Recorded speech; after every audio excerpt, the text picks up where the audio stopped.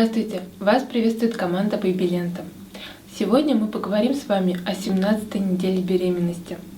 В этом ролике мы затронем самые интересные факты и нужную информацию об этой неделе беременности.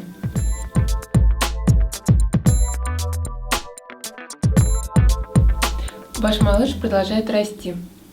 Теперь его вес составляет примерно 150 грамм, а длина около 13 сантиметров. Это значит, что он размерами практически с вашу ладошку. Пуповина – это та часть, которая соединяет кровеносную систему малыша с кровеносной системой плаценты, продолжает удлиняться и обеспечивает полноценный приток крови к вашему малышу. Также у него продолжают развиваться суставы. Теперь он может сгибать и двигать конечностями практически во всех суставах. У него начинают закладываться потовые железы. Также примерно с этой недели малыши начинают реагировать на звуки. Например, если это громкие звуки, как дверной звонок или лай собаки. Вы можете заметить, что когда в вашем окружении появляются такие звуки, то малыш или малышка внутри вас начинает шевелиться. Надо заметить, что если во время беременности вас часто сопровождают такие звуки и они регулярны, то после беременности уже новорожденный малыш часто на них не реагирует.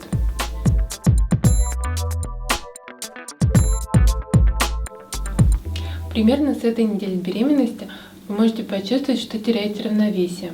Это связано с тем, что по мере роста вашего животика центр тяжести смещается.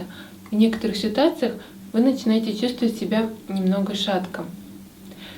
Постарайтесь оградить себя от любых ситуаций, которые связаны с риском падения. Начните с малого. Откажитесь от высоких каблуков на время беременности. Если же вы не можете избежать ношения обуви без каблуков, то старайтесь носить обувь на низком устойчивом каблуке. Также, если вы занимаетесь домашними делами, то оградите себя от попытки залезть на какую-то высоту, например, на стул. Дело в том, что потеря равновесия может произойти в любой момент, и, как следствие, падение с высоты может повлечь неприятные последствия для вас и вашего малыша.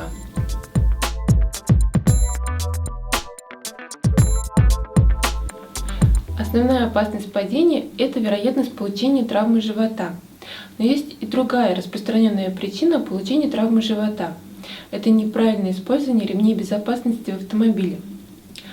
Садясь в автомобиль, обязательно убедитесь в том, что ваш ремень отрегулирован правильно и плечевая часть ремня находится в правильном положении. Особенно обратите внимание на поясную часть ремня безопасности. Она должна находиться на ваших бедрах, ни в коем случае не на животе. В этом случае при экстренном торможении автомобиля ремень безопасности сработает правильно и не нанесет травмы вашему малышу.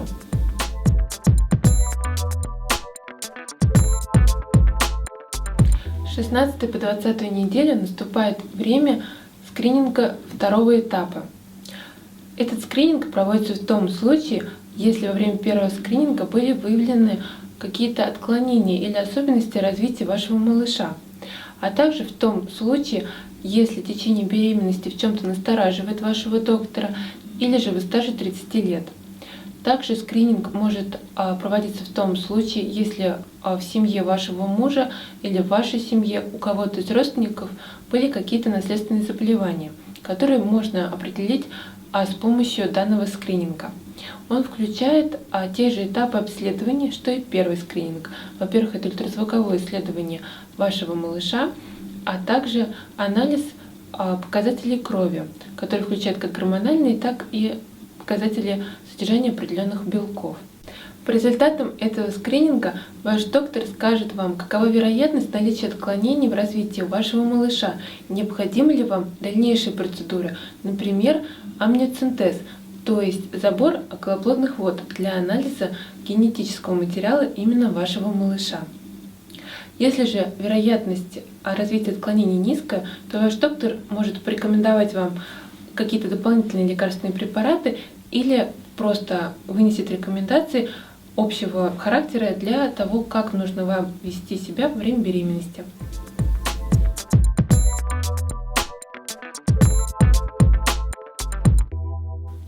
Как вы уже знаете из наших предыдущих роликов, во время беременности может появляться такой синдром, как ринит беременных. Это связано с тем, что во время беременности меняется кровоток в слизистой носовых раковин. Они могут отекать и даже появляться симптомы насморка. Как следствие, сужается просвет носовых ходов, и во время сна у вас могут появляться характерные звуки, то есть храп. С храпом во время беременности бороться достаточно сложно. Можно начать с простых методов. Это приподнимание головного конца кровати. Вы можете подложить под голову несколько подушек. В этом случае вам будет чуть легче дышать во время сна. Также вы можете воспользоваться носовым пластырем или носовыми пластинками, которые помогут вам немного оттянуть крылья носа и таким образом улучшить дыхание во время сна за счет увеличения просвета носовых ходов. Если же эти методы не помогают, то необходимо проконсультироваться с специалистом.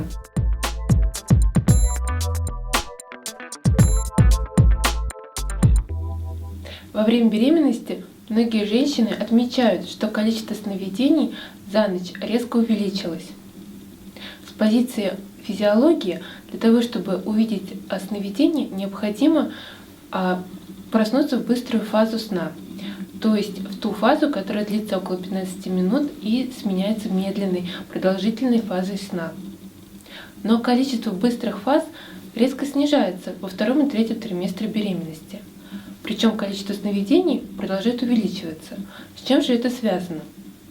Это связано с тем, что количество пробуждений за ночь по мере прогрессирования беременности увеличивается, так как причинами пробуждения начинают служить желание почаще сходить в туалет ночью, затекшие ноги, судороги в ногах, толчки малыша, так как некоторые малыши более активны ночью. Также сны становятся более эмоциональными. Это связано с вашим общим состоянием. Для многих беременность – это время сильных скачков в перепаде настроения, и поэтому любые впечатления воспринимаются особенно ярко. Остановить калейдоскоп сновидений во время беременности практически невозможно. Вы можете только с интересом наблюдать за ними и записывать наиболее понравившиеся из них. С вами была команда Бэби-лента. Подробнее о 17-й неделе беременности читайте в статьях на нашем сайте babylenta.ru. Увидимся с вами на следующей 18-й неделе беременности.